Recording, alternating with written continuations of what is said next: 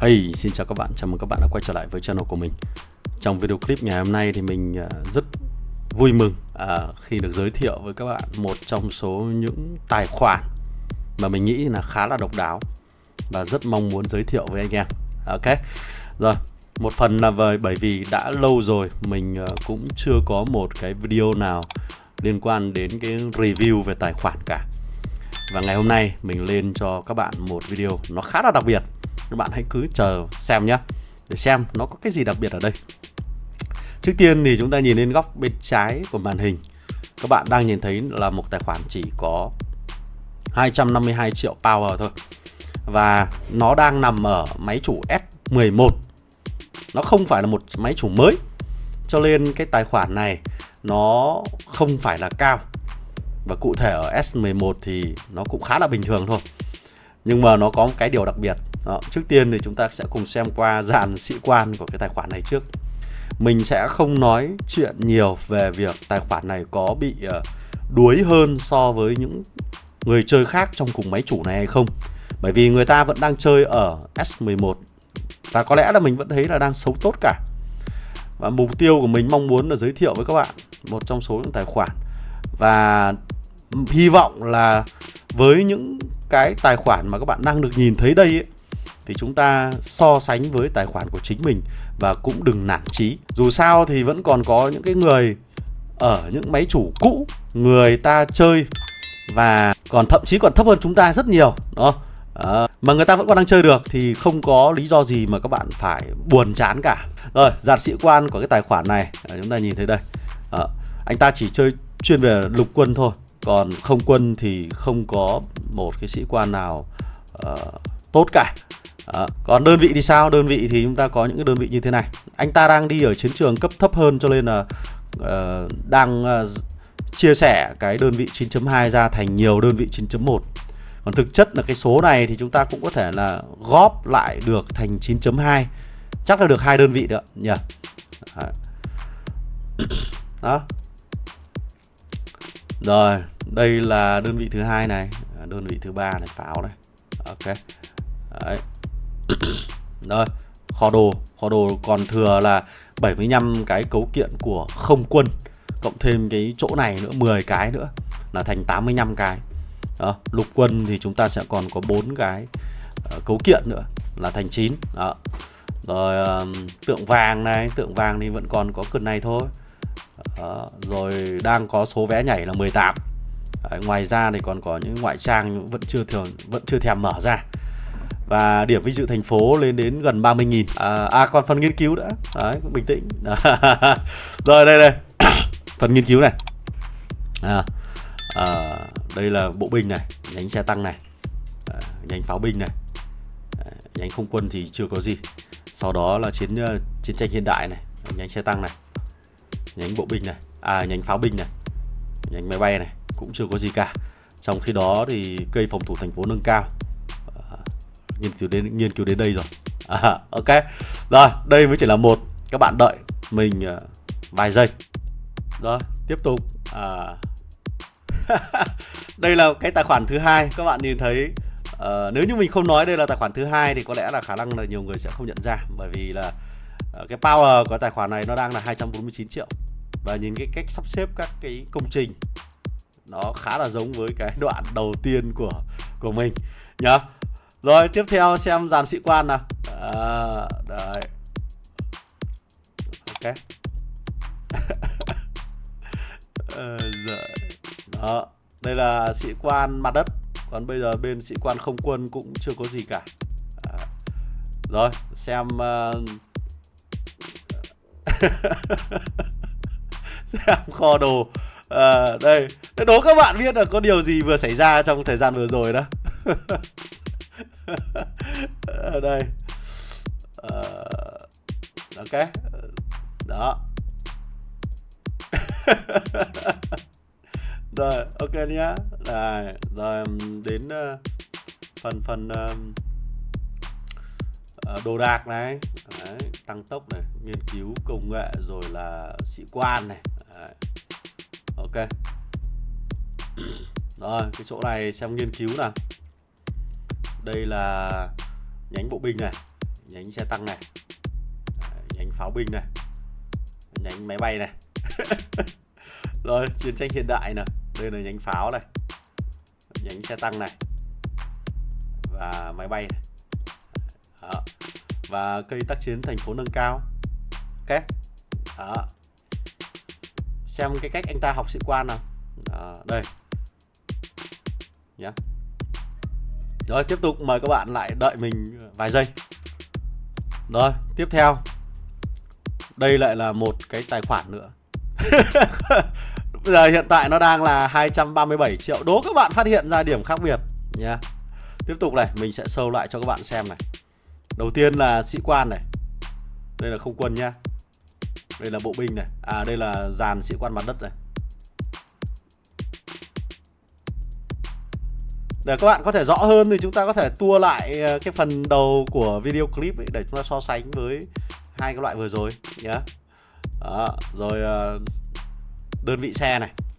Đến đây thì đơn vị xe của chúng ta sẽ có sự khác biệt so với hai cái tài khoản, hai cái phân đoạn vừa rồi.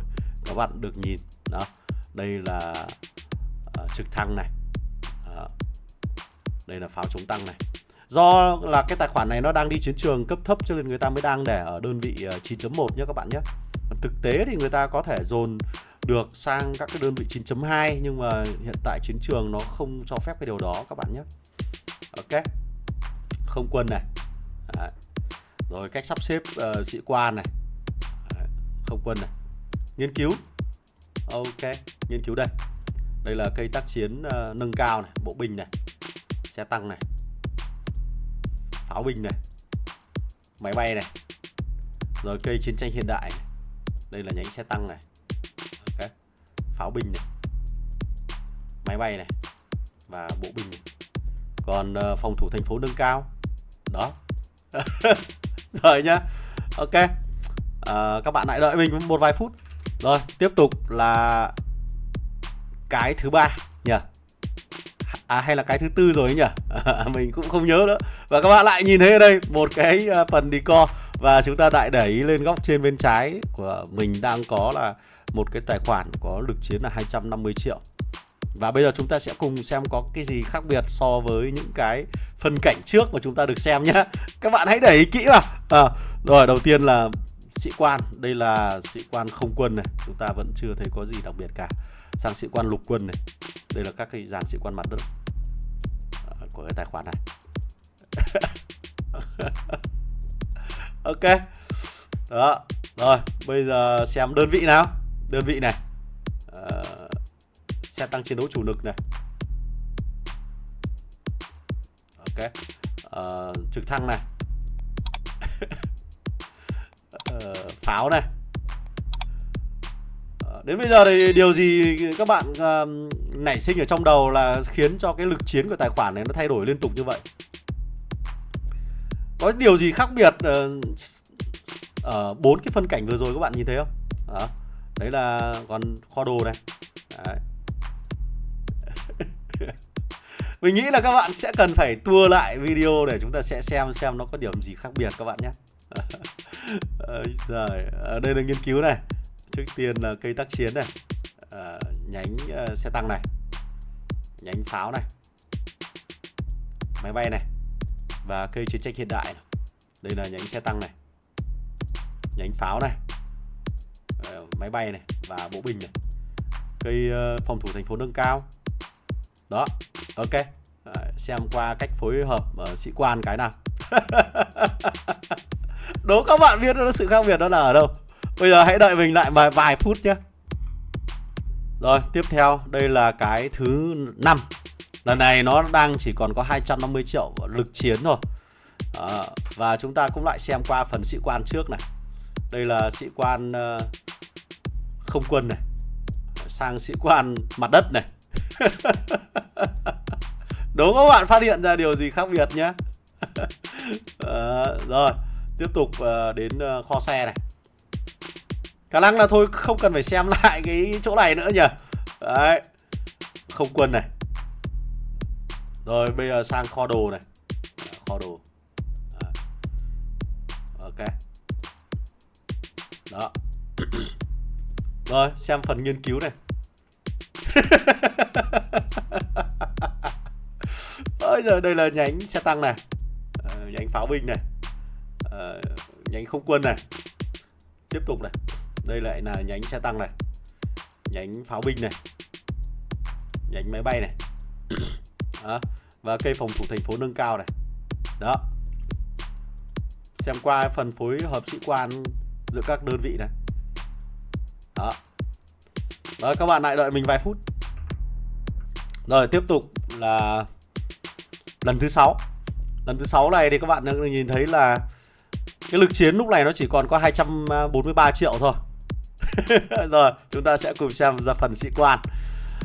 Đây là không quân này, đây là dàn sĩ quan mặt đất này. Đến đây thì chúng ta thấy là nó có sự khác biệt rồi nhá.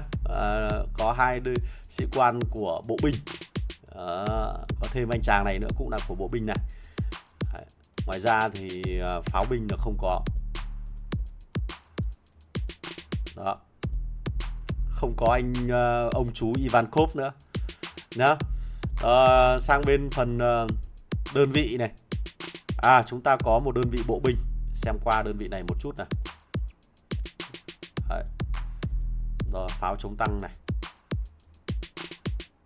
Đó. Và pháo này.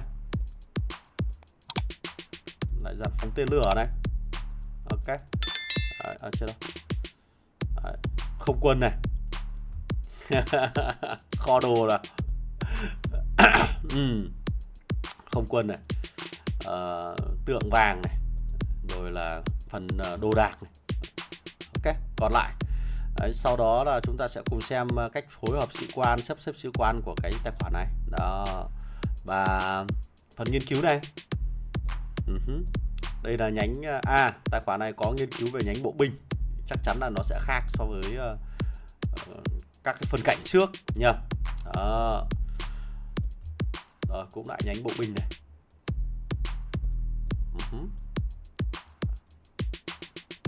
Ok. Rồi cây phòng thủ thành phố nâng cao này cũng lại đến đây. Rồi tiếp tục đợi mình vài phút nhé. Có vẻ đợi hơi lâu. Rồi tiếp tục là cái thứ 7. Cái thứ 7 này nhìn giao diện decor nó vẫn thế nhờ. Các bạn hãy quan sát và điểm ra sự khác biệt nhé. Lần này nó là 243 triệu lực chiến. Xem phần sĩ quan nào. Đây là các sĩ quan không quân này. Còn đây là các sĩ quan về mặt đất này. Ok. Rồi và phần kho đồ này, đơn vị này. Khả năng là mình cũng không đi sâu hơn vào chỗ này nữa nhá, bởi vì nhìn nó giống nhau nhá. Đấy, không quân này. Đó. Kho đồ còn lại này. Đấy. Chúng ta hãy cùng xem là điểm gì khác biệt giữa tất cả những cái thứ này mà mình đang cho các bạn xem này.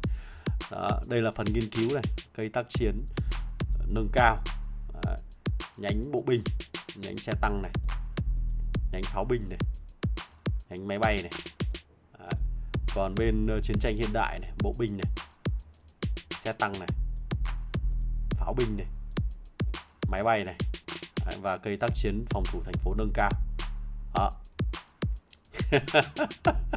Rồi hãy xem anh chàng này sắp xếp các sĩ quan như thế nào. Được chưa?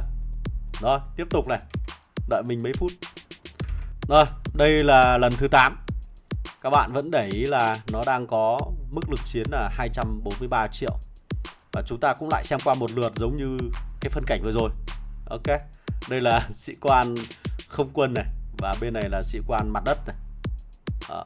Nhìn nó rất giống nhau nhỉ. Rồi đây là phần đơn vị bên trong này. Nhìn sao nó giống nhau thế nhỉ. Rồi đây là các đơn vị không quân này. Đó. Rồi sang bên kho đồ còn lại này.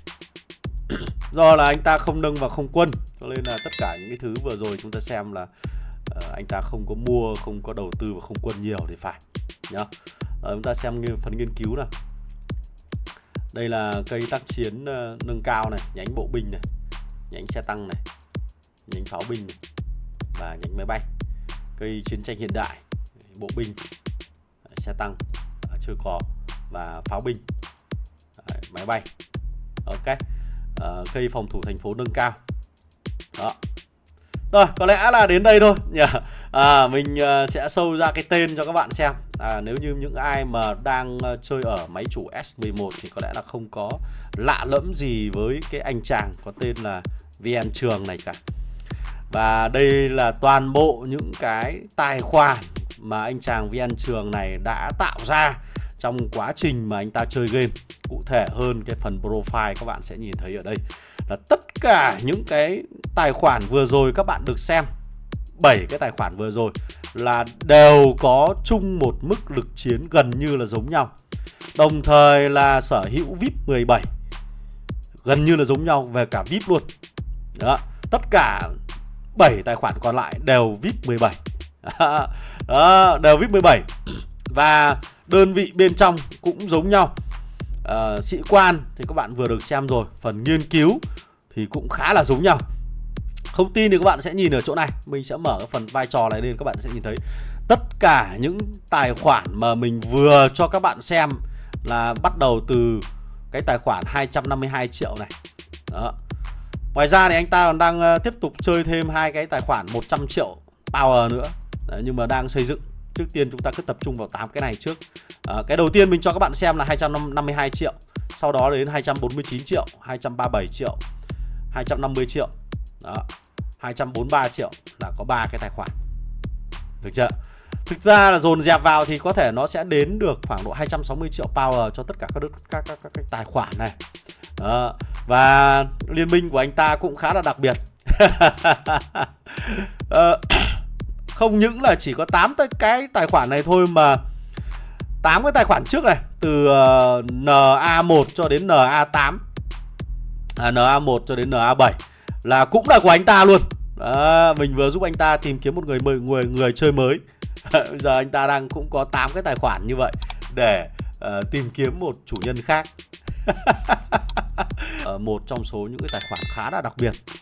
Và mình có phỏng vấn anh chàng này, đó là làm thế nào mà các bạn có thể chơi được nhiều tài khoản như vậy trong một khoảng thời gian.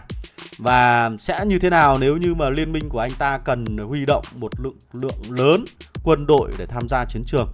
Thì cái này anh ta nói rằng là anh ta chơi nhiều tài khoản để chủ động hơn trong việc thành lập các tập đoàn quân. Đó. Thì cứ mỗi lần thành lập tập đoàn quân một cái thôi là anh ta sẽ phải tiến hành đăng nhập vào 8 cái tài khoản liên tiếp để bổ sung quân đội và bắt đầu tự mình dắt các cái tập đoàn quân đấy đi và chiến đấu ở trên chiến trường. Và ở đây mình cái video clip này mong muốn là khoe với các bạn một trong số những cái điều đặc biệt của game thủ chúng ta. Đấy là có những người chơi có khả năng cày cuốc, có khả năng chăm chỉ đến mức vượt bậc, là chơi được rất nhiều tài khoản mà duy trì được các tài khoản này ở một cái cấp độ là mặt bằng chung hiện tại của S11. Đấy, hiện tại và thậm chí là trong cái cấp độ chiến trường của anh ta luôn là 250 triệu đến 260 triệu. Và cứ cái đà này tiến lên thì chả mấy chốc lại có một đống tài khoản 300 triệu lực chiến. Rất là kinh khủng, đúng không ạ? Rất là kinh khủng.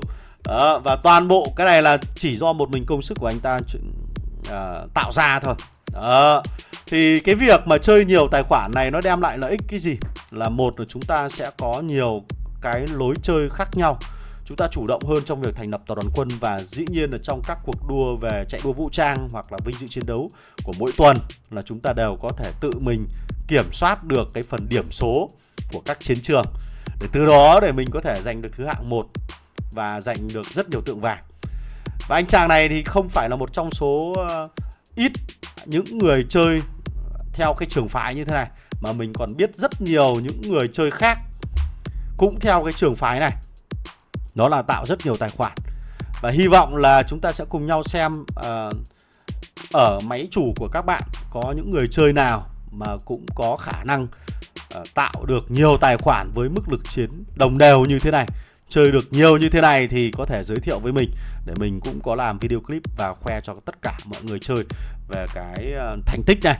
nhá. Thì đây là một trong số những cái điều khá là đặc biệt ở trong cái tài khoản này. Mặc dù là nó có mức lực chiến không cao, nhưng anh ta đã thể hiện cái sự chăm chỉ của mình để thành lập lên một đội quân. Và từ cái đội quân này chúng ta có thể bơm được 2 cái tập đoàn quân khá là khủng khiếp các bạn nhỉ. Rồi, ok. Rồi, cảm ơn bạn Trường đã cho mình mượn cái tài khoản này để tiến hành review và khoe với tất cả mọi người. Và nếu như các bạn thấy series này hay thì các bạn có thể like, share và subscribe cái channel của mình.